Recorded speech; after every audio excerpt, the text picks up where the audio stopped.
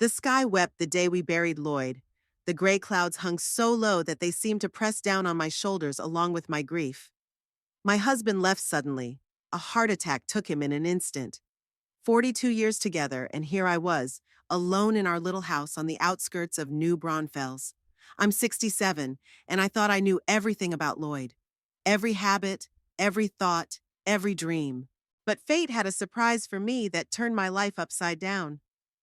A week after the funeral, I was invited in by Benjamin Teals, Lloyd's attorney, a man I didn't even know existed. A gaunt man with attentive eyes welcomed me into his office, which smelled of old books and coffee. "Mrs. Haxton," he began, his hands folded on the desk, "your husband left a will you didn't know about." "A will?" I asked, feeling a chill run down my spine. "But we have almost nothing. The house is almost paid off, a little savings." Benjamin sighed quietly and pulled out a folder of papers. "Your husband was a very prudent man, Mrs. Haxton. He spent years secretly investing money and purchased real estate." He handed me a photograph and I gasped. The picture was of a magnificent estate with white columns and huge windows surrounded by cypress trees. "Is this, ours?" My voice trembled. "Yes, Cypress Grove. The estate is valued at about $7 million. Lloyd bought it 5 years ago, paid it off in full, and put it in his name.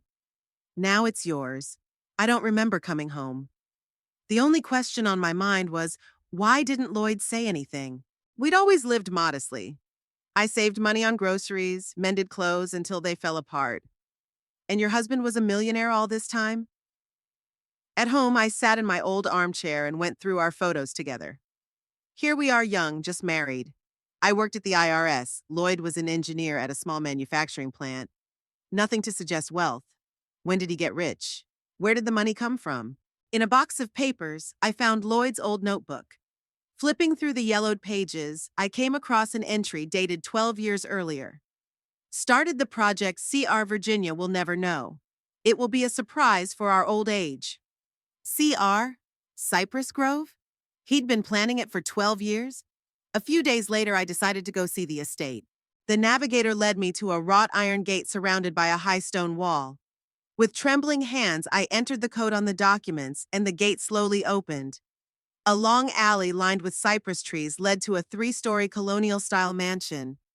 I stopped the car and stared for a few minutes, hesitant to get out. Did this really belong to us? Did it really belong to me? The house inside was even more impressive.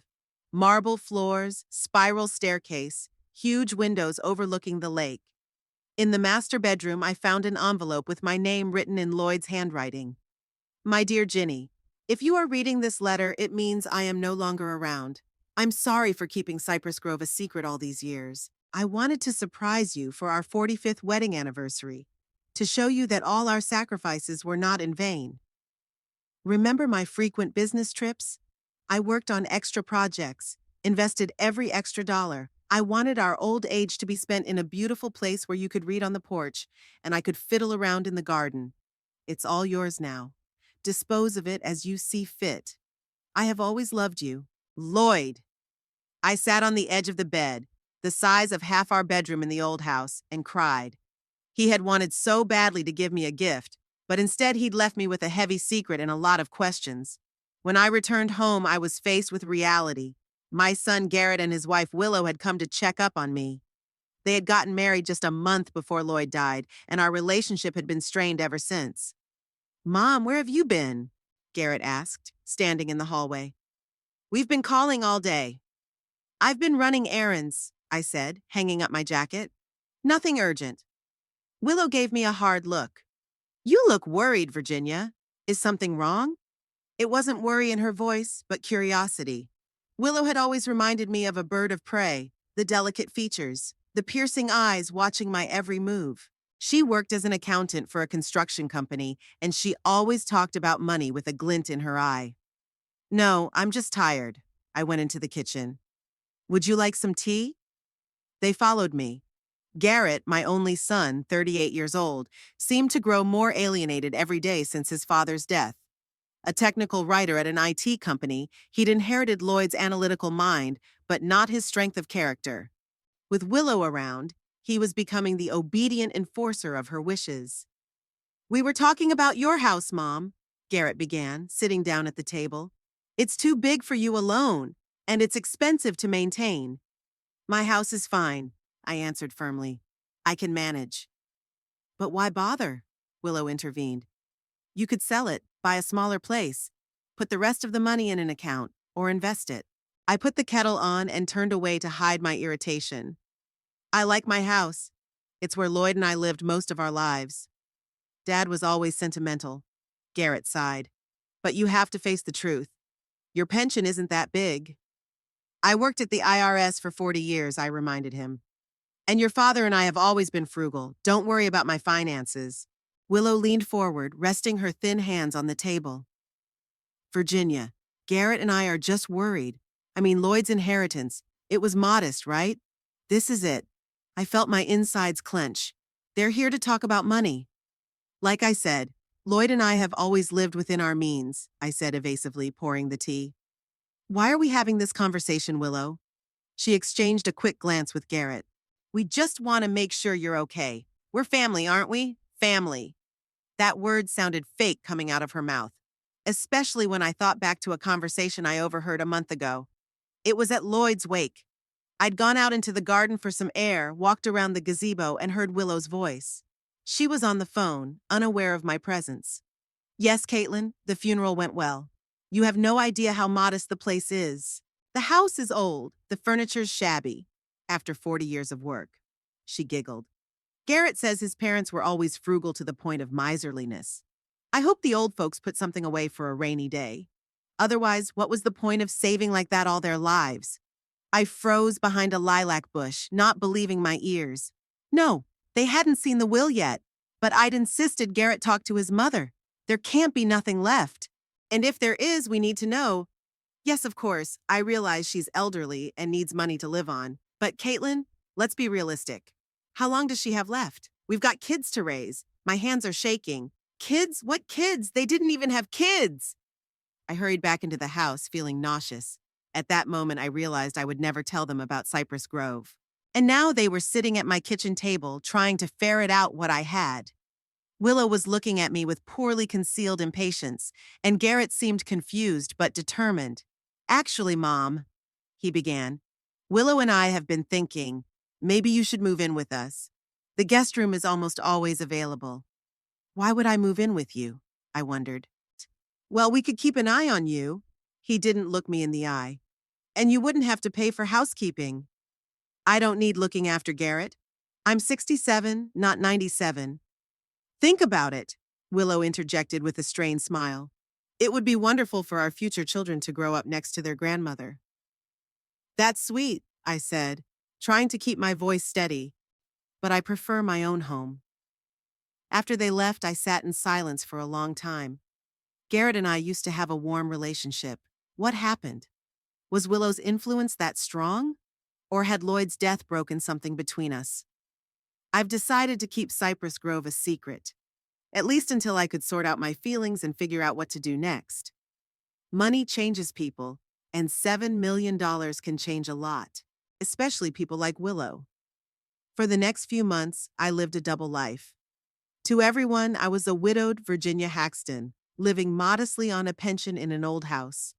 2 or 3 times a week, I made secret trips to Cypress Grove, gradually getting used to the idea that it was my property. I hired a gardener, Otis Fenn, a silent older man who showed up twice a week and tended the extensive grounds. He lived nearby and agreed to look after the house. "I don't like to talk, Mrs. Haxton," he said the first time they met. "Your affairs will remain your affairs." Willow became more and more persistent in her attempts to find out about my financial situation. She would accidentally wander into my office when she came to visit, asking leading questions about Lloyd's bank accounts and investments.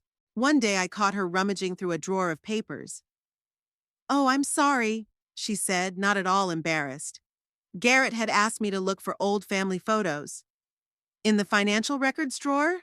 I raised an eyebrow. "Those are financial records?" She sounded fake surprised. I hadn't noticed. Garrett was growing more and more distant. He didn't call much. He mostly came over with Willow.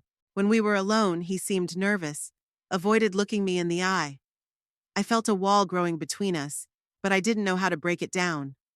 One evening, the phone rang. It was an unfamiliar number. Mrs. Haxton? A man's voice asked. Yes, that's me. This is Harlan Drew, your neighbor in Cypress Grove. We don't know each other personally, but Otis gave me your number. I'm tense. Why would a gardener give my number to a neighbor? What can I do for you, Mr. Drew? Probably nothing, but I thought you should know. There was a woman hanging around your house today. She was asking my gardener who owns Cypress Grove. My heart skipped a beat. Have you seen this woman? Can you describe her? Not very well. Slender, dark hair, drove up in a silver sedan. She said she was interested in buying property in our neighborhood. I squeezed the phone so hard my knuckles turned white. Thank you for the information, Mr. Drew. That's very kind of you. You're welcome, Mrs. Haxton. We neighbors have to look out for each other. After I hung up the phone, I sank into a chair. Slim, dark hair, silver sedan. Willow had a car just like that. Coincidence? I don't think so. But how did she know about the mansion? I was so careful. That night I couldn't sleep for a long time. My secret was in jeopardy, and I had no idea what would happen next. Spring came early in New Braunfels. The March sun was already warming the earth, and the cypress trees around the estate were beginning to turn fresh green. I loved these mornings in the cypress grove, the silence, punctuated only by birdsong, and the wonderful sense of peace that had been missing lately. Today, I arrived earlier than usual, when the dew was still glistening on the grass. It had been a week since the neighbor's call, but the restlessness wouldn't let go. I kept looking around, checking to see if anyone was following me. Paranoia? Maybe, but my gut told me Willow wouldn't back down. As I slowly made my way around the grounds of the estate, I pondered what to do next. Sell? Move here permanently? Tell Garrett the truth? Each option had its pros and cons. Good morning, Mrs. Haxton. Otis's voice made me wince. He appeared from behind the hedge, garden shears in hand. I'm sorry if I startled you. It's all right, Otis. I was just thinking. He nodded, wiping his hands on his work gloves. I wanted to tell you that I trimmed the bushes on the south side like you asked, and also... He hesitated. I think you should know that someone came by yesterday. My heart skipped a beat. Came by? Here? Not in the house, no. But I noticed footprints on the ground near the east fence, where it's lower, and a piece of cloth on the barbed wire at the top. Looks like someone climbed over. Did you report it to the police? Otis shook his head. Didn't bother the authorities. Nothing was missing as far as I could tell. But I reinforced that area and put up a camera. An old one, but a working one. I smiled gratefully. Otis was a real find, not verbose but attentive and caring. Thank you, Otis. I appreciate your thoughtfulness. He nodded and went back to work, and I headed toward the house, feeling my anxiety rising. Someone was watching the estate, perhaps even trespassing. Was it a coincidence? Or did Willow really suspect something? In the master bedroom, I opened the safe hidden behind the painting. Another inheritance from Lloyd. It held the most important documents. The title deeds, the insurance, the will, it was all there. I breathed a sigh of relief, but I shouldn't relax. Before I left, I walked around the estate one more time, checking the locks and windows. There were fresh footprints by the eastern fence, a mussed grass, a broken branch. Someone was anxious to find out what lay beyond the high fence of the cypress grove. As I walked back to my usual home, I could feel the tension rising. How long would my disguise last? What if Willow already knew about the estate? How would Garrett react when he found out I'd hidden my father's inheritance from him? As I pulled up to the house, I spotted a familiar silver sedan at the curb. Willow. What's she doing here on a weekday? For all I knew, she was supposed to be at work. I parked and cautiously entered the house through the back door. It was quiet, no sounds of presence. It's weird. A car parked and no one in the house? As I passed the study, I noticed the door was ajar. I remembered closing it before I left. My heart beat faster. Slowly pushing the door open, I peeked inside. It was empty. But something was wrong. My gaze fell on the desk. The drawers were slightly pulled out, the folders not in the order I'd left them. Someone was going through my things. I rushed to the closet where I kept Lloyd's old papers. The big box was still in place, but the lid had been slid off. The inside was a mess. Papers jumbled, some folders had clearly been looked through. I began frantically going through the contents, trying to figure out what was missing. The sound of the front door slamming shut made me freeze. Quick footsteps in the hallway, keys jingling. "Mom, are you home?" Garrett's voice. I straightened up, trying to keep my hands from shaking. "In the study." He appeared in the doorway, looking surprised. "I didn't expect to see you." "Thought you were at your book meeting." "It was canceled," I lied. "Why aren't you at work?" "I forgot some important papers." He pointed to the folder in his hand. I stopped by to pick it up. His gaze slid over the open cabinet, the papers scattered about. "Looking for something?" "Yeah, old photos," I said, trying to sound casual. "I wanted to show Martha." Garrett nodded, but there was something in his eyes. Suspicious? Or was it just me? "By the way, Willow and I want to invite you to dinner on Saturday. It's nothing fancy, just family night." "I'd love to," I replied, thinking about the silver sedan outside the house. "Isn't Willow working tonight?" "No, she's at a conference in Austin." He glanced at his watch. "I've got to run. Until Saturday?" "Saturday." When he left, I sank slowly into a chair. Willow's in Austin? Then whose car was parked in front of the house? And who was going through my papers? I went through the papers again, more methodically. And soon I found the missing folder with Lloyd's bank account information. It wasn't anything valuable, just old statements. But the fact that someone had been looking for financial records on purpose alarmed me. Saturday night came all too quickly. I spent 2 days anxiously waiting, trying to figure out what Willow and Garrett knew. I drove to Cypress Grove several times, checking to make sure everything was okay. Otis had installed 2 more perimeter cameras and assured me he would report any suspicious activity. Garrett and Willow's house was in a newer neighborhood, a typical suburban cottage, too big for a family without children. Willow opened the door with a wide smile that didn't reach her eyes. "Virginia, what a pleasure! Come on in, it's almost ready." I walked in, noting to myself the new furniture in the living room, a leather couch that clearly cost more than Garrett's monthly salary. "It's a nice couch," I remarked. "New?" "Yeah, it just arrived last week." Willow ran her hand over the smooth leather. "We decided we deserved a little comfort." "With whose money?" I almost asked, but held back.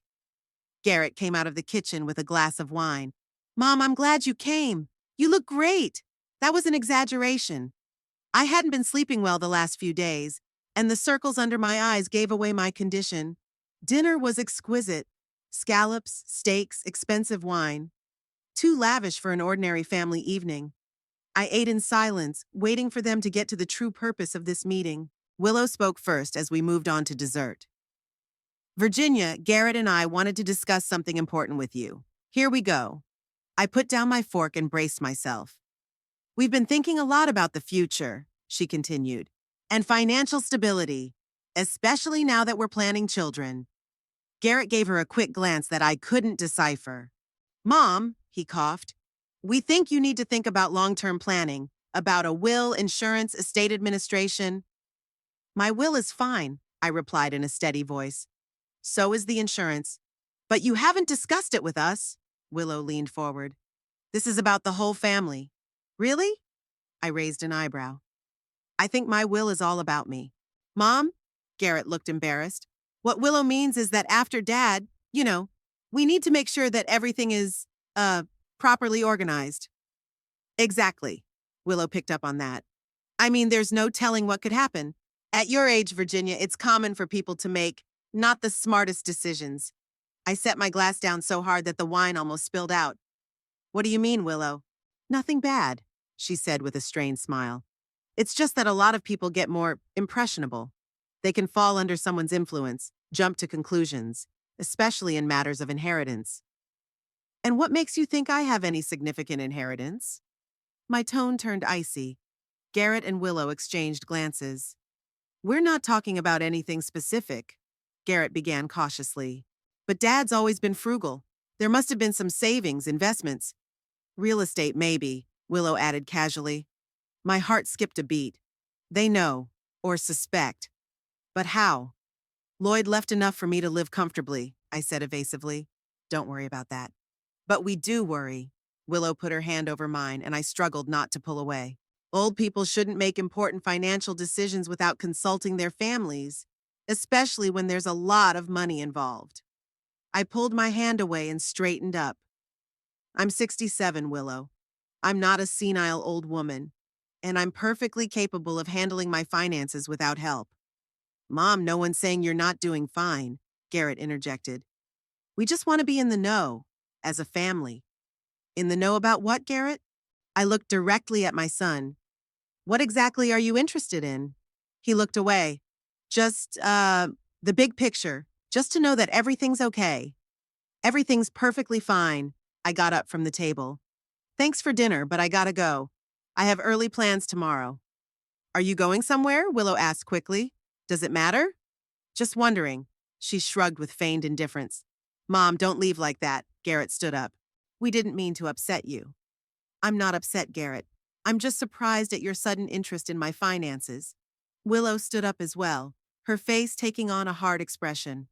Virginia, you may not realize this, but this is about Garrett's future, his father's inheritance, which should rightfully go to him.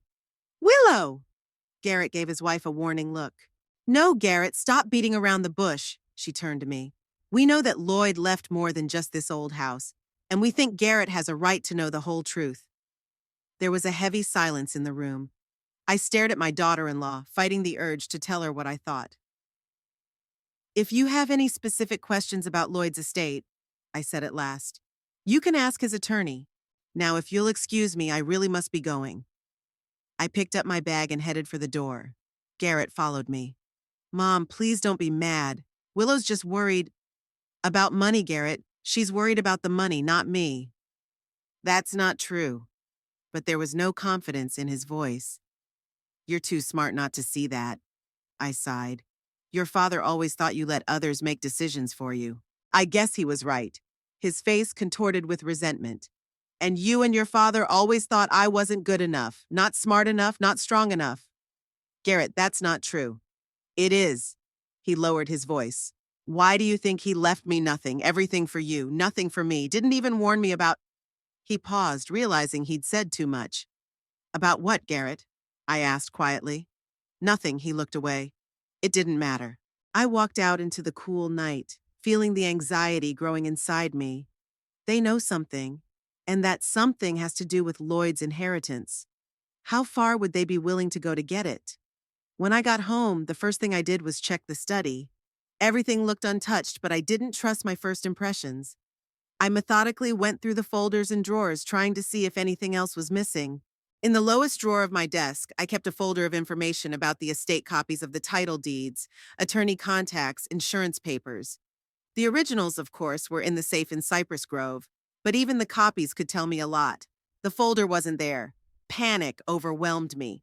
I searched the entire office, checked every possible place, but the folder was nowhere to be found. Someone had taken it, and that someone now knew about Cypress Grove. Without thinking, I grabbed my keys and drove to the estate. It was late afternoon, but I had to make sure everything was okay. As I approached the gate, I noticed it was ajar. My heart hammered in my throat. I definitely remembered closing them in the morning. Driving slowly into the grounds, I stopped and listened. It was silent. Only the wind rustled in the crowns of the trees. The house looked untouched. The dark windows, the locked front door. I walked around, checking doors and windows. Everything was locked. Maybe Otis had forgotten to lock the gate? Unlikely, he was very pedantic. I walked into the house and turned on the lights.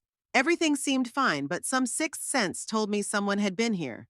Walking through the living room, I noticed a displaced cushion on the couch, as if someone had been sitting on it. In the study, the desk drawer was not fully closed. Walking up to the master bedroom, I headed straight for the safe. My heart pounded frantically as I entered the code. The door opened, and I was relieved to see that the documents were in place. At least the most important things were safe. But something still bothered me. I looked around more closely and noticed the slight smell of perfume, not mine. Someone had definitely been here, and recently.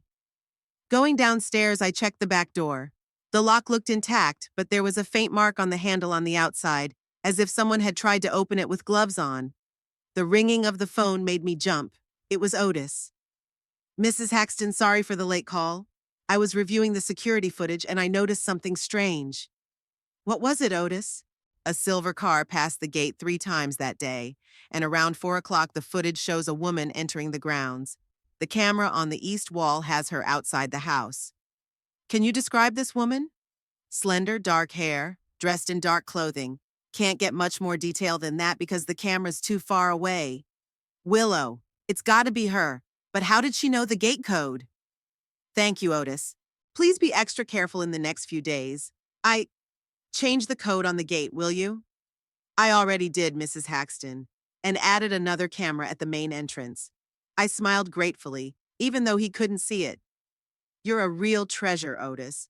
When I got home past midnight, I couldn't sleep. My thoughts revolved around one question: what to do next? Willow obviously knew about the estate and was willing to go to great lengths to get her share. Garrett seemed to know too, though maybe not all the details. I needed advice. Legal advice from someone I could trust. I thought of Mariah Quall, the lawyer who'd helped handle the probate after Lloyd's death.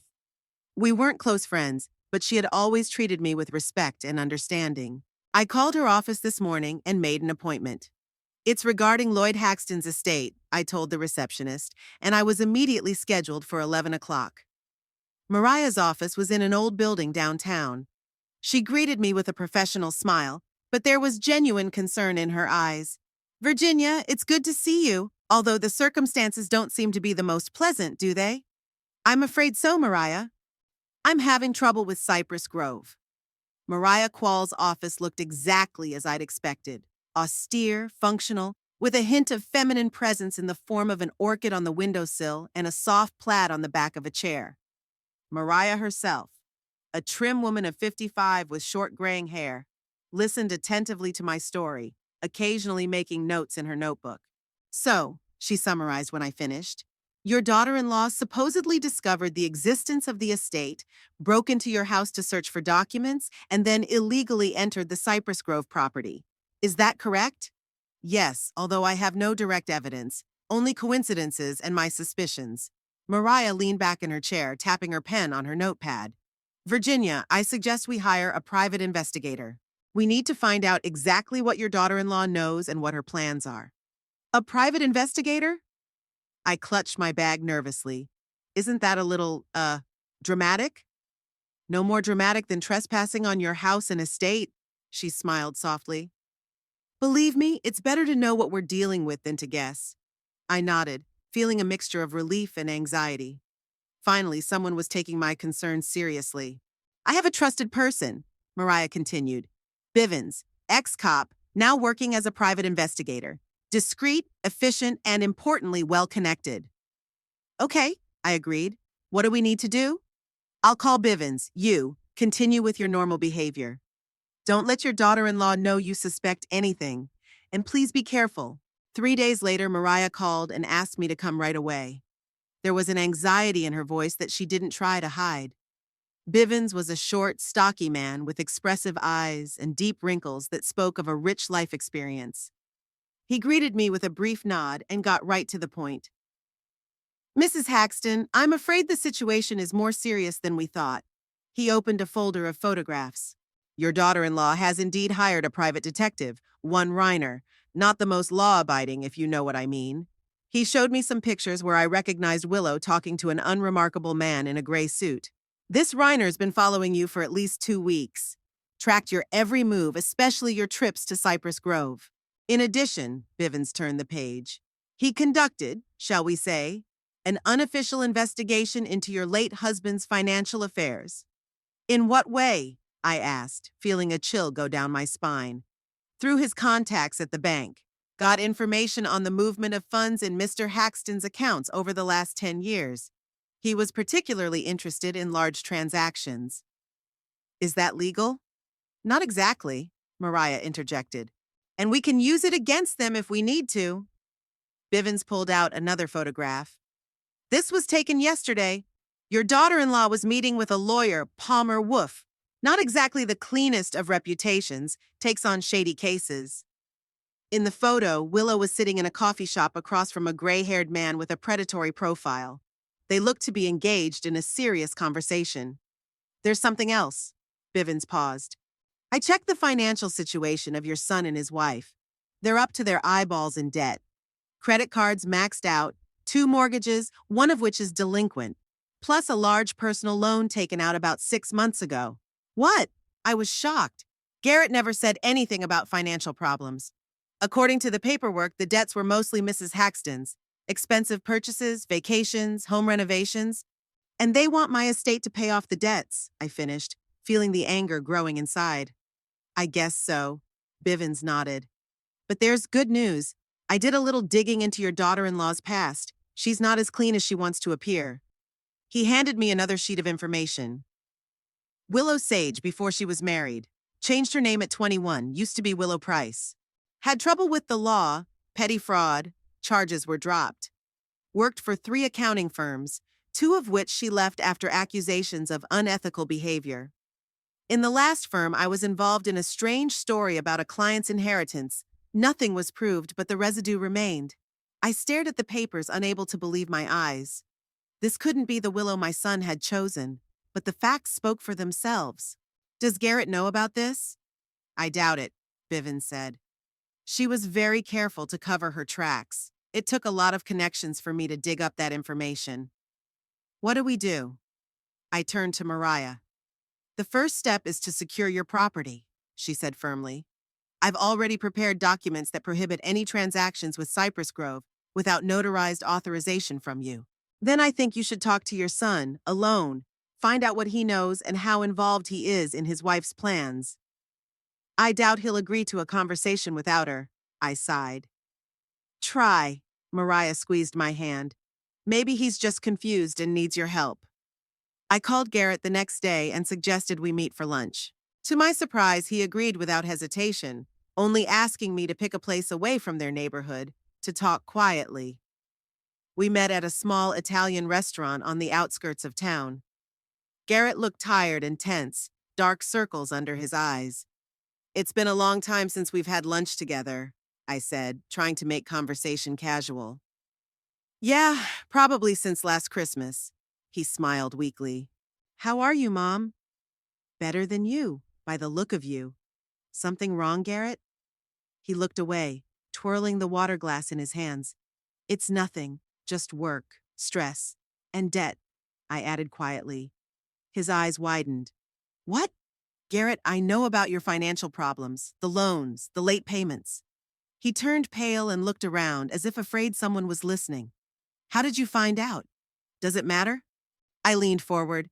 Why didn't you say anything? I could have helped. Help! He grinned bitterly. With what? With my modest pension? Not only that, I watched his reaction carefully. I have savings. Something else. The Cypress Grove, he said so quietly that I barely heard him. So, you know. Garrett nodded without looking up. How long ago? About a month. Willow found some papers in Dad's desk when she was helping you clean. It mentioned an estate. So instead of asking me directly, you decided to spy on me? Hire a detective? Break into my house? I didn't, he stammered. It was Willow's idea. She said you wouldn't tell the truth anyway. And of course you believed her. Look, Mom, we're desperate. These debts. I didn't realize there was so much. Willow handled the finances and I just trusted her. And let you spend more than you made. He clenched his fists on the table. You don't understand. Willow was used to a certain standard of living. Her past husband. Past husband? I interrupted. What past husband are we talking about? Garrett looked confused. I thought you knew. Willow had been married before to some businessman. They divorced a year before I met her. I mentally flagged another lie. Bivens never said anything about a previous marriage. And this businessman was rich? Enough to get Willow used to a nice life. Garrett looked guilty. I wanted her to be happy with me, so she wouldn't feel like she'd taken a step back. And that's why you got into debts you can't pay off. I thought I could handle it. He raised his voice, attracting the attention of the neighboring tables, and then he lowered his tone. I was counting on promotions, bonuses, and then the layoff started, and, everything went downhill. I looked at my son and my heart ached. When did he turn into this weak, scared man? Where was the cheerful, confident boy that Lloyd and I loved so much? Garrett, why didn't you come to me as soon as the trouble started? I'm your mother. I'm always there for you. Willow said it was humiliating to ask my parents for help at my age, that we should do it on our own. And then she found out about the estate and decided it was the solution to all problems. He nodded, looking away. She says it's not fair, that father should have divided the inheritance between us. What do you think? I, I don't know. He looked me straight in the eye for the first time during the conversation. Why did he do that, Mom? Why leave everything to you and nothing to me? Garrett, the estate was a surprise to both of us. He was going to show it off for our 45th anniversary. I sighed. And I'm sure it was his plan for you to use it too, to make it a place for family gatherings, for celebrations. But he left it up to me to decide how and when that would happen. And you decided not to say anything. After you overheard Willow discussing old people's inheritance? Yeah, I decided not to say anything. Would you have done anything differently if you were me? Garrett lowered his head. She's not as bad as you think she is. She's just really worried about the debt. We could lose the house, the cars, everything. How much do you owe? He gave me a number that almost took my breath away. And how does Willow plan on getting my estate? Garrett looked even more confused. She talked to a lawyer. He said it was possible to file a lawsuit to split the inheritance, that there are precedents where a court has found it unfair to leave the entire estate to a spouse, bypassing the children. Especially if the spouse is not old and perhaps not mentally healthy? I guessed. His face flashed. Mom, I never said you were, but Willow did. I clasped my hands together to keep them from shaking. Garrett, don't you see what's happening? She's manipulating you, pulling you into a scam that could end very badly for both of you. It's not a scam, he was defending himself. This is about justice. It's about the fact that your father probably didn't want just you to have everything. Lloyd left a will, Garrett, clear and unambiguous. His entire estate passes to me, and when I die, to you. That was his choice. After you die, he muttered, how long do we have to wait? 5 years? 10, 20? We'll be bankrupt by then. I looked at him with growing horror. Was my son really discussing how long I had left to live? I never thought I'd hear you say those words, I said quietly. Garrett looked ashamed. I'm sorry, I didn't mean it like that. It's just the situation. Garrett, listen to me carefully. I leaned closer. I know about Willow's past. Her legal troubles, her name changes, her questionable history at previous jobs. I know she's been lying to you. His face turned pale. What is this crap? Willow never... I have proof, and if she keeps coming after me or trying to take the estate, I'll use it. Believe me, it won't end well for her or you. Are you, threatening us? His voice shook with resentment and anger. No, son, I'm trying to protect myself and you from a man who is using you both. Willow doesn't love you, Garrett. She loves money and status, and she'll do anything for it. You've always hated her. He pushed his plate away. From the beginning, never gave her a chance. Garrett. No, now you listen. He leaned forward, anger burning in his eyes. You never understood me or your father. Always in control, always knew best. Why do you think father kept the estate a secret? Because you wouldn't have allowed him such extravagance. You'd always tell him to save money, to put it away. That's not true, and you know it. It's true. You and your father always treated me like a child who couldn't make decisions. Always thought I wasn't good enough. And now you're accusing my wife of some crime without a shred of proof. I have proof, Garrett. What proof? Rumors? Gossip? He stood up. You know what, Mom? I'm not listening to this. We're going to file a lawsuit and we're going to let the courts decide who's right. Garrett, please sit down. Let's talk calmly. There's nothing to talk about. You made your choice. I made mine. He threw the lunch money on the table and walked out without looking back. I remained seated, feeling the emptiness growing inside. Had I really lost my son? Had this woman managed to take such a hold of his mind and heart? That evening, I called Mariah and told her about the meeting. He's completely under her influence, I said tiredly. And they do plan to sue. Don't worry, Virginia. Legally, their position is very weak. Your husband's will is impeccable. There's no grounds for contesting it. Willow's talking about some kind of precedent. Let her talk, Mariah said with confidence. Bivens is still watching them. I want to know their every move. In the meantime, what am I supposed to do? Live your life as usual, but be very careful, especially with documents, with phone calls, and under no circumstances sign anything they offer you. After the talk, I sat in the living room for a long time, looking at old photographs. Here's Garrett at 5 years old, with a wide smile and a missing front tooth. Here's the three of us on a picnic, Lloyd laughing, hugging us both. When did it all go wrong? When did my loving son turn into this stranger willing to fight me for money? The doorbell rang, snapping me out of my reverie. It was late, almost 10 o'clock in the evening. Who could have come at this hour? Through the peephole, I saw Willow. She was standing on the doorstep, tapping her foot impatiently. I didn't want to open the door, but I knew this conversation had to happen sooner or later. Willow, I opened the door. What a surprise. I need to talk to you. She slipped past me into the hallway without waiting for an invitation. About your meeting with Garrett today. Come on in, I suggested sarcastically, closing the door. She walked into the living room and stopped, arms crossed over her chest. What did you say to him? He came home not himself. I told him the truth, about the estate, about Lloyd's will, and about you, Willow. Or should I call you Willow Price? Her face twitched, but she quickly regained control. I don't know what you mean, she shrugged. I'm not here to discuss myself. I want to know why you kept his father's inheritance from Garrett. I didn't hide anything. The estate was left to me, not Garrett, and the decision of when and how to report it was mine too. That's convenient, she grinned, especially when you're talking about $7 million. It's not about the money, Willow. It's about what? The principle? Pride? She came closer. Or is it that you just don't want to share? You want to control everything until your last breath?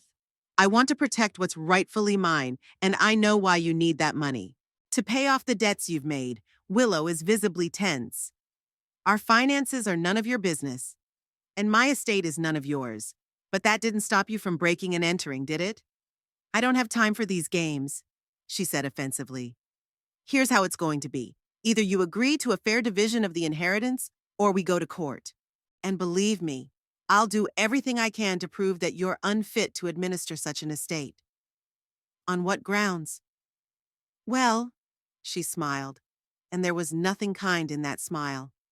An elderly widow, recently lost her husband, emotionally unstable, with signs of paranoia and incipient dementia. The judge would listen. I felt a wave of anger rising inside. Are you threatening me? I'm offering you a way out, Virginia. Simple and painless. Share what should be Garrett's, and we all win. And if I refuse, then there will be a war. Her eyes narrowed. And believe me, it's not the kind of war you want to fight at your age. I straightened up, looking her straight in the eye. Willow, or whatever your real name is, I worked for 40 years in the IRS. I've seen worse crooks than you, and I'm not afraid of war. She looked surprised for a moment, but quickly pulled herself together. We'll see. She headed for the door. You have a week to make a decision, then we act. Don't bother counting to 7, I replied. My answer is no, and it won't change in a week or a month. You'll regret it. She threw over her shoulder and walked out, slamming the door loudly. I sank slowly into the chair, feeling my hands shaking. This was a declaration of war, and I wasn't sure I was ready for battle. But one thing I knew for sure. I would not let this woman take what was rightfully mine, not just for my own sake, but for the memory of Lloyd, who had so carefully planned this inheritance. In the morning, I called Mariah and told her about the night's visit. She openly threatened me, I said. Talked about dementia, about a trial, about proving I was incapacitated. This is serious, Mariah's voice sounded worried. Virginia, I think we need to be proactive. There's something we can do. It's been a week of relative quiet since Willow's visit. No calls, no visits. Garrett stayed in touch, as if our conversation at the restaurant had been our last. I kept checking my phone to see if I'd missed a message, if there was a missed call, but the screen remained blank. Mariah wasted no time.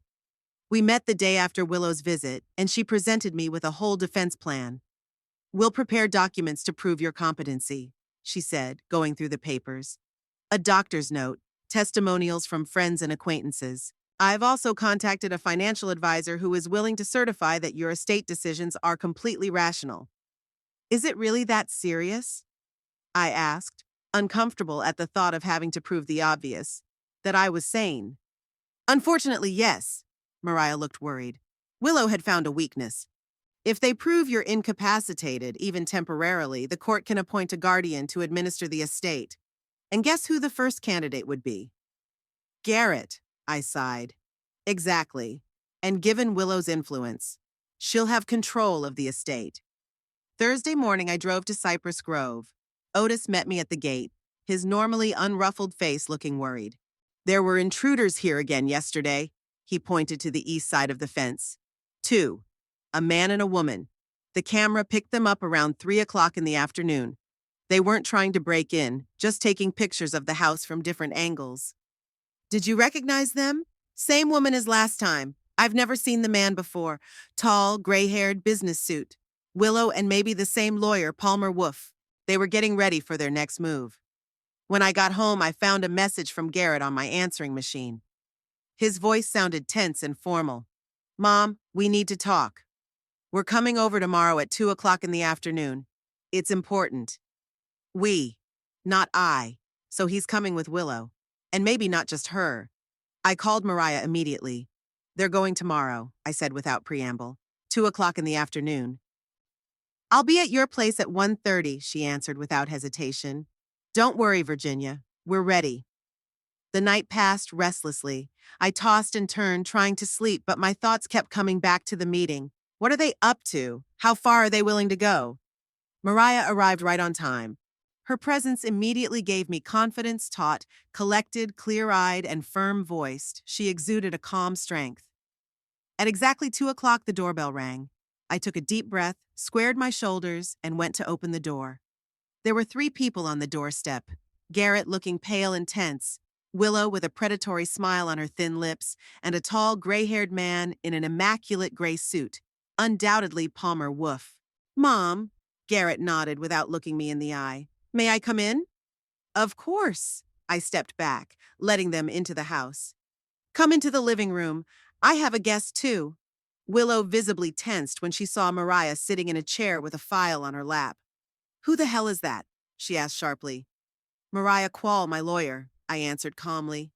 And you must be Mr. Wolf? The gray-haired man nodded, his cold eyes sliding over me appraisingly. That's right, Mrs. Haxton. Palmer Wolf, your son and his wife's attorney.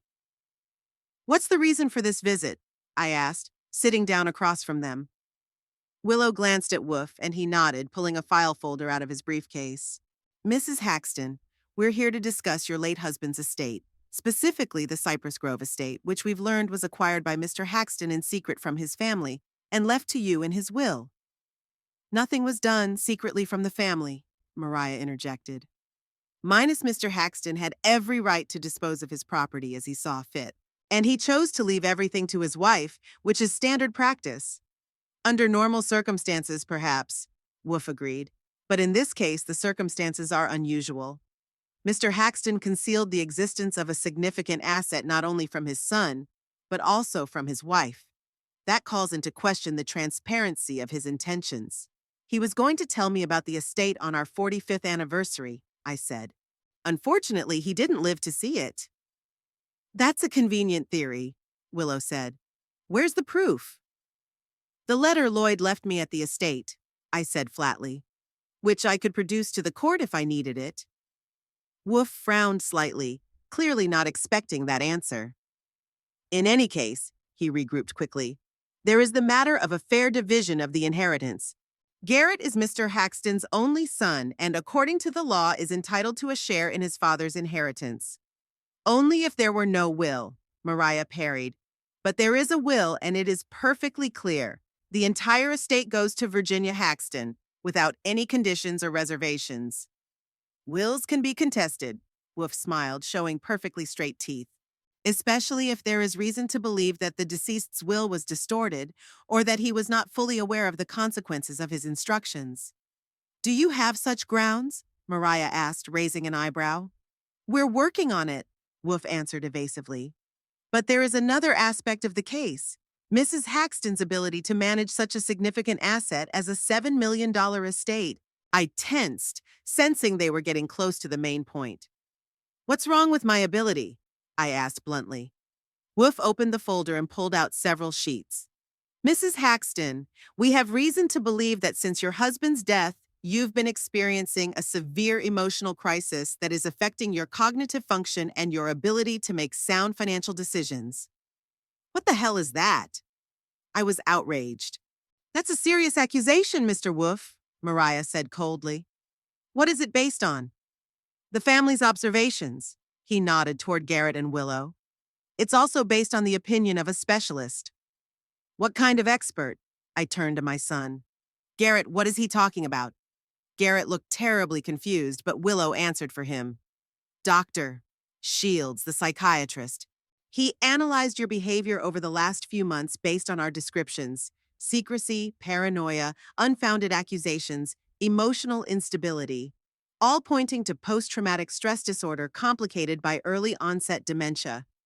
That's absurd. I could barely contain my anger. No doctor can diagnose a man he hasn't even seen. He's seen enough evidence, Willow insisted. Your behavior speaks for itself.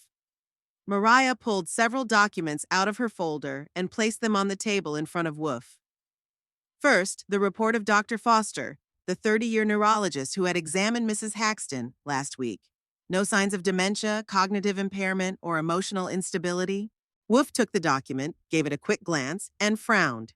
Second, Mariah continued, a report from a financial consultant attesting to the rationality of all of Mrs. Haxton's financial decisions over the past year. Third, testimony from 6 people, including her former co-workers and neighbors, about her adequate behavior and clear mind. Willow was visibly nervous, her fingers rubbing the edge of her blouse. It doesn't mean anything. Our experts... And finally, Mariah pulled out the last document. A private investigator's report detailing all the illegal acts you, Mrs. Haxton, committed against my client. Breaking and entering, trespassing, identity theft, all of which are felonies, by the way. Willow turned pale but quickly pulled herself together. It's slander, she turned to Wolf. They can't prove it. They can, Mariah said calmly. Surveillance footage, fingerprints, witness statements. More than enough for the police. Wolf tapped his fingers thoughtfully on the folder, clearly reconsidering strategy. It's an interesting twist, he said finally, but it does not waive our client's right to a portion of his father's inheritance. Which is clearly defined in the will, Mariah reminded him. And I urge you to familiarize yourself with the state law on attempted inheritance fraud. Section 276, if I'm not mistaken. Very interesting reading. A tense silence hung in the room. Garrett looked lost. Willow looked furious. Wolf looked thoughtful. I propose a compromise, he finally said. Minus Mr. Haxton relinquishes his claim to the estate on the condition that Mrs. Haxton execute the deed to her son upon her death. No right of sale or alienation. It's already in my will, I said. Garrett is already my only heir. But you can change your will at any time, Willow pointed out. Can't I change it now? I raised an eyebrow. What was the point of this compromise? It's to make Lloyd Haxton's will legally binding, Wolf explained. To avoid possible changes in the future. You mean so I can't disinherit Garrett for that sneaky attempt to incapacitate me? I looked at my son, but he was still avoiding my gaze. We will not accept such a compromise, Mariah said firmly. My client has every right to dispose of her property as she sees fit. And if your clients continue these pressure attempts or use illegal methods again, we will go to the police and file a civil suit. You wouldn't dare, Willow hissed. He's your son. That's why it pains me so much to see you manipulate him, I said, using him against me. No one's using anyone, Garrett protested, finally raising his voice. Mom, look, we just want justice. Your father left you a fortune and you kept it from me. Your son. I was going to tell you, Garrett, when I'm ready, when I knew how best to handle this inheritance. But Willow didn't give me that opportunity. Don't blame it on Willow, he raised his voice. She's the only one who really cares about my future. Unlike you and Dad. Garrett. I tried to take his hand, but he pulled away. Your father and I always wanted the best for you. Then why didn't he leave me anything? There was a lingering resentment in his voice. Why didn't he even tell me about the estate? Didn't he trust me? He wanted it to be a surprise for both of us, I sighed. He wrote in the letter that he dreamed of you coming to the estate with your family, of grandchildren running around. Lies. Willow cut Willow off. Another lie to justify her greed. Wolf closed the folder and stood up. I can see that we've reached an impasse. My clients offered a reasonable compromise that was rejected. Now I'm afraid we'll have to settle this matter in court. You'll lose, Mariah said firmly. And you'll only embarrass your clients. We'll see, Wolf nodded at me. Mrs. Haxton, think again. Family proceedings are always painful for all parties, especially for people your age. For people my age, Mr. Wolf, I stood up. The most painful thing is betrayal by loved ones, and I can handle the trial somehow. Willow stood up, eyes blazing with rage. You're going to regret this, Virginia. We'll prove you incompetent, and you'll lose everything. Write that threat down, Mariah, I said calmly. It'll come in handy in court. Garrett was the last to rise, still not looking at me. Come on, Garrett. Willow grabbed his arm. There's nothing more for us to do here. He turned around at the door, though, and in his eyes I saw a mixture of hurt, anger, and regret. Regret? I thought you loved me, Mom, he said quietly. But now I see I was wrong. The door closed behind them, and I sank slowly into the chair, feeling my strength draining away. You did well, Virginia, Mariah said, sitting down beside me. They were bluffing, and you knew it. I'm not sure Garrett was bluffing, I shook my head. He really believes I betrayed him. Willow did a good job on him, Mariah sighed, but the facts are on our side. They have no legal grounds to challenge the will or your capacity. What now? I asked. Now we wait for their next move. Mariah squeezed my hand. And prepare for battle. 2 weeks after Willow and Garrett's visit with their lawyer, I received official notice that they had filed a lawsuit in court. The main demands: to invalidate Lloyd's will as it relates to the estate and to establish temporary guardianship over my financial affairs. Mariah had warned me it would come to this, but seeing those words in black and white still hurt. They're bluffing, Mariah said when I called her. Legally, their position is very weak, but they're hoping you'll get scared and agree to their terms. I'm not scared, I replied, though my insides clenched at the thought of a public trial. But it hurts me that Garrett would do such a thing. He's confused, Virginia, and he's under the influence of his wife. But I'm not giving up on finding dirt on your daughter-in-law. There's something interesting about her past employment. What's that? Bivens found out that Willow worked at Higgins & Associates, an accountancy firm, where she handled the affairs of one Robert Dunford, a wealthy widower. After his death, questions arose regarding changes to his will made shortly before his passing. The changes, surprisingly, included a large sum left to a faithful assistant, Willow Price, as she was then known. And what happened? The case didn't go to trial. Bivens is trying to find out the details, but it seems that the Dunford heirs settled privately with the firm. After that, Willow quit her job and changed her name. It could be a coincidence, I said, though my gut told me otherwise. It could be. But Bivens keeps digging. If we find evidence of fraud, it will change the situation completely. Over the next week, Mariah and I prepared for the preliminary court hearing. I underwent a full medical examination, including cognitive function tests, which of course showed that there was nothing wrong with my psyche. We collected testimonials from my coworkers and neighbors attesting to my adequacy and mental clarity. Mariah also prepared a statement about Willow's illegal actions, breaking into my house and estate following me. One evening, as I sat in my living room going over papers, the doorbell rang. It was late, about 9 p.m., and I wasn't expecting guests. Cautiously approaching the door, I asked, "Who's there?" "It's me, Mom," Garrett's voice, alone, without Willow. I opened the door, ready for another confrontation, but all I saw was a tired, exhausted man. "Can I come in?" he asked quietly. I needed to talk. I let him inside, watching his movements warily. He walked into the living room and sat on the couch, wrapping his arms around his head. "I don't know what to do," he said after a long silence. This has gone too far. Where's Willow? I asked, sitting down across from him. At home. She doesn't know I'm here. He looked up at me, and I could see the desperation in his eyes. Mom, I think I've made a terrible mistake. What kind of mistake? There were several. I couldn't hold back the sarcasm. I didn't want all this. He ran his hand over his face. The trials, the accusations. Willow convinced me that it was the only way to get justice, that my father would want me to get my share of the inheritance. And now you think differently? I don't know what to think. He looked truly lost. I overheard Willow on the phone today. She was talking about the estate, about how she plans to sell it once she gets control. Sell it? I was surprised. But didn't you want to live there? I did. And all she wants is money. His voice trembled. She talked to a realtor, discussed the possible price, the commission. She didn't even let me know. I remained silent, giving him a chance to speak. One more thing. He lowered his voice, as if he was afraid of being overheard. I found the documents hidden in her drawer.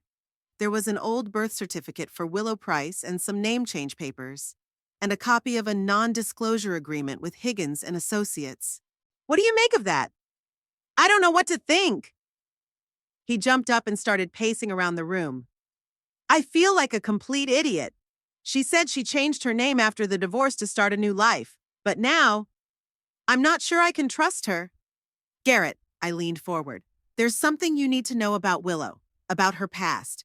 So I told him everything Bivens had found out, about the suspicious changes in Dunford's will, about the sudden dismissal, about the name change right after that scandal. Garrett listened, and with every word his face grew paler and paler. I don't want to believe it, he whispered at last. But it all fits too well. Bivens is still investigating, I said. Soon we'll have all the evidence, and then you'll have to drop the suit or it'll all come out in court. Willow will never agree to that, he shook his head. She's too far gone. What about you? I looked at my son carefully. Are you willing to continue this war knowing it's based on lies? He remained silent, staring at the floor. Finally, he raised his head and asked quietly, What should I do, Mom? In that moment, he was my little boy again, confused and looking for help. But I couldn't just let it all go and forgive. It's your choice, Garrett. But if you want to make things right, start with the truth. Talk to a lawyer. Tell him what you found out about Willow. And most importantly, think about what you really want, money or family. 3 days later, the day before the preliminary hearing, Bivens called with startling news. I found a former Higgins and Associates clerk, he said without preamble. He's willing to testify that he saw Willow forge Dunford's signature on the changes to the will. He'd kept quiet because the firm had paid him a non-disclosure fee. But now that so many years had passed, he was willing to talk. I immediately called Mariah and relayed the information. This changes everything, she said, satisfied. Now we have leverage. I don't want to blackmail, I objected. I just want them to leave me alone. Sometimes blackmail is the only language people like Willow understand, Mariah sighed. But it's up to you. The morning of the hearing, the day of the hearing, the phone rang. It was Woof. Mrs. Haxton, his voice sounded unusually conciliatory, I'm calling to inform you that my clients would like to withdraw the suit and reach an out-of-court settlement. Is that so?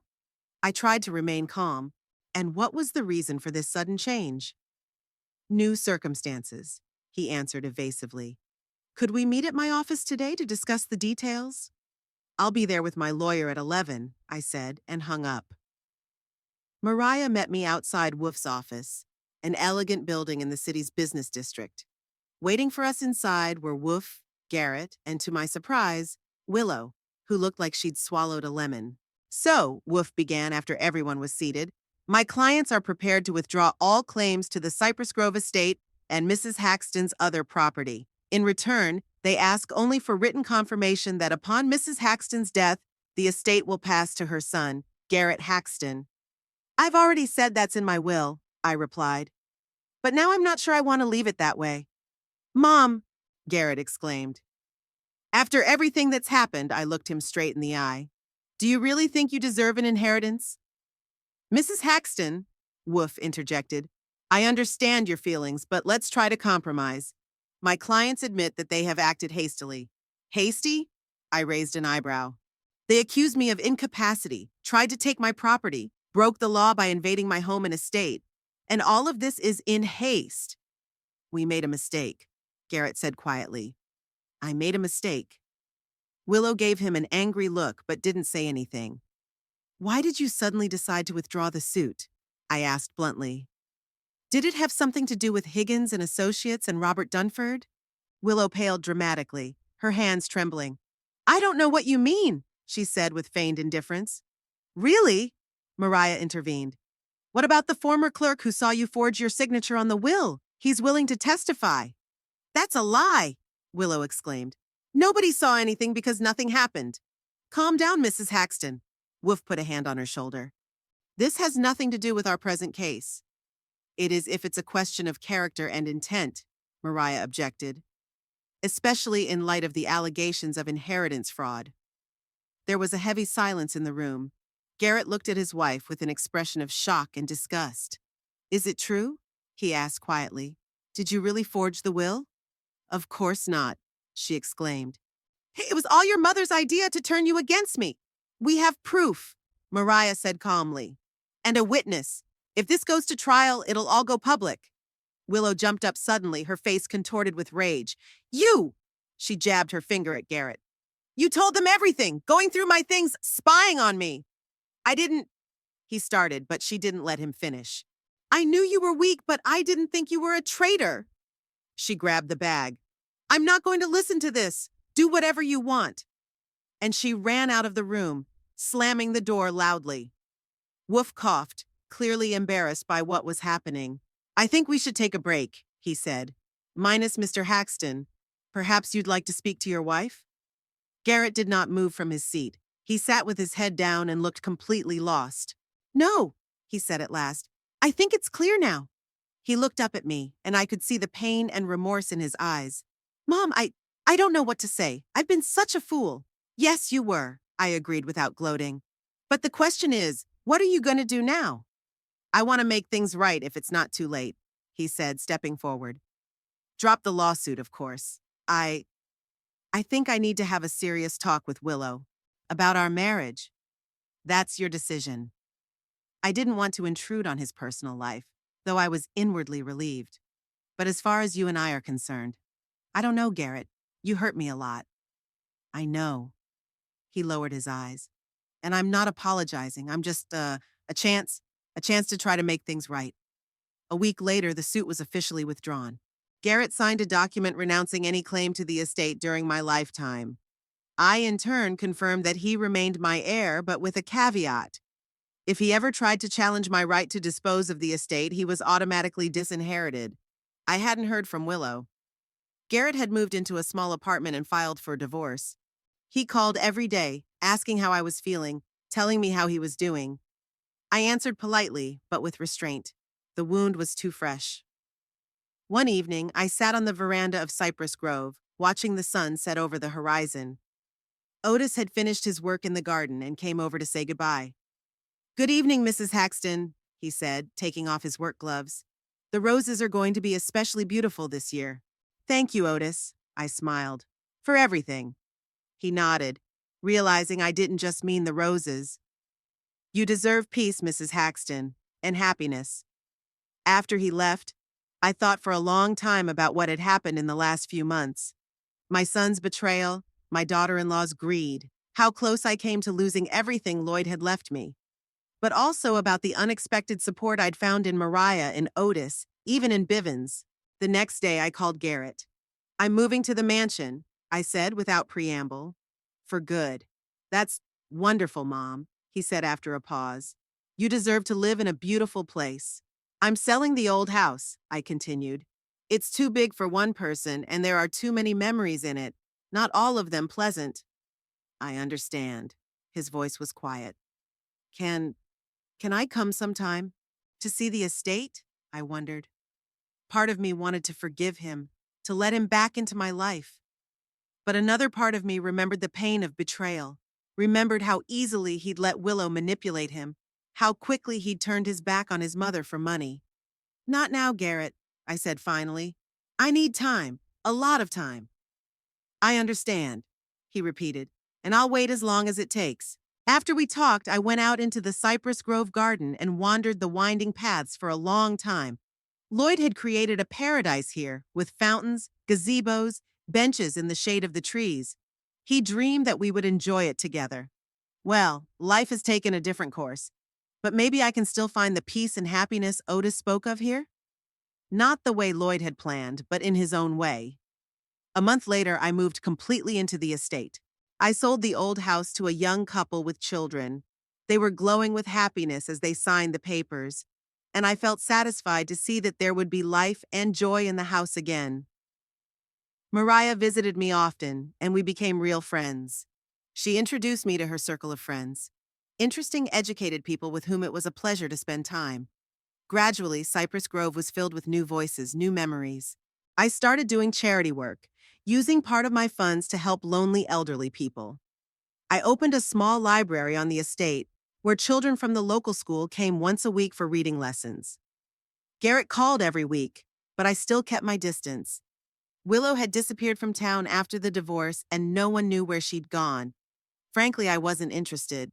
One day, while sorting through Lloyd's old papers, I found another letter tucked away in a book. "Read it when you're ready to start a new chapter," the inscription on the envelope read. "My dear Ginny," Lloyd wrote, "if you are reading this, it means you have already settled into Cypress Grove and, I hope, have come to love it as much as I have. I dreamed that we would grow old here together. But if fate has decreed otherwise, know that this house is more than just walls and a roof. It is a symbol of my love for you, my faith in you, in your strength and wisdom.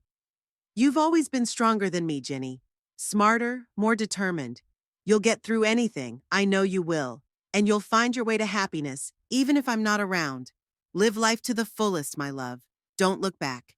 And remember, no matter what happens, I'm always with you, always loving you, Lloyd." I clutched the letter to my chest, feeling tears run down my cheeks. But they weren't tears of grief, more like tears of release. That evening, I sat on the veranda watching the sunset and thought about my life, about what I had lost, my husband, my trust in my son, my illusions of marital happiness, but also what I had gained, this beautiful home, new friends, a new understanding of myself and my power. The future lay before me, not as I had once imagined, but perhaps no less meaningful. I was ready for it. Ready for a new chapter of my life, without toxic relationships, without manipulation, without betrayal. In Cypress Grove, I found not only a roof over my head, but a new me. A woman who is not afraid to stand her ground, who values sincere relationships and doesn't tolerate falsity. A woman who could finally live for herself and not for others. And in that, perhaps, was Lloyd's most precious gift, the freedom to be herself and make a life by her own rules.